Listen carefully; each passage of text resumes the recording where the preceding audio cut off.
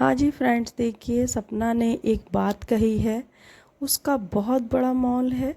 क्योंकि सपना जो ये बात कह रही है बिल्कुल सही कहा है उसने। राजवीर जी और सूरज जी जब पढ़ाई करने बाहर गए थे तो अंशु बहुत छोटी थी जब उसकी बुआ उसको लेके आई थी। अंशु 4 साल की थी और इसीलिए बुआ लाई थी कि मेरा मन कैसा लगेगा, मैं अकेली कैसे रहूँगी। लेकिन अब उसकी बुआ ने उसके साथ इतना बड़ा धोखा किया कि उसको अब उसके घर भेज दिया, वो भी गांव। शहर में पढ़ी, शुरू से वो शहर में पढ़ती थी और अब उसको गांव भेज दिया। अपने ही एक जो भी वो गेम खेल रहे थे, जो भी प्लानिंग कर रहे थे सपना के लिए, उसी वजह से अंशु को गांव भेजा गया।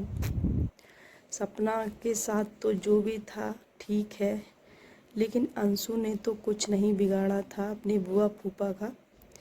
उसके साथ भी इतना बड़ा धोखा, बहुत गलत किया उन्होंने। अब वो यहाँ यूपी बोर्ड से पढ़ रही थी, अब उसे एमपी में जाके वहाँ पढ़ना पड़ेगा, तो पढ़ाई तो चेंज होती है। लेकिन अब जो भी है अंशु उस चीज़ को झेलेगी ही। इन लोगों ने उस लड़की का थोड़ा सा भी ख्याल नहीं किया कि वो कैसे पढ़ाई करेगी।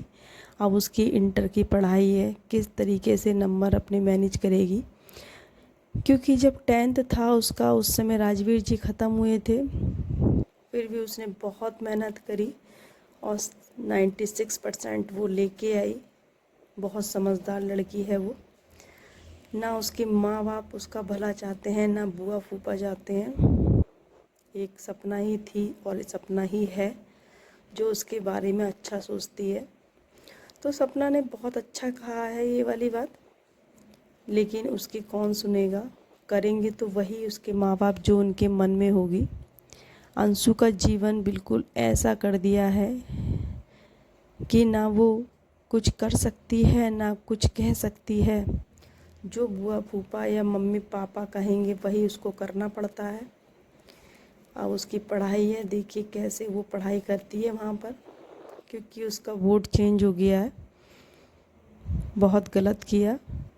और सूरज जी और राजवीर जी उसको बहुत प्यार करते थे, अपनी छोटी बहन उसको मानते थे, क्योंकि उनकी कोई बहन नहीं थी। अगर वो दोनों होते तो क्या अंशु यहाँ से जाती? बिल्कुल नहीं जाती। वीडियो अच्छी लगी तो लाइक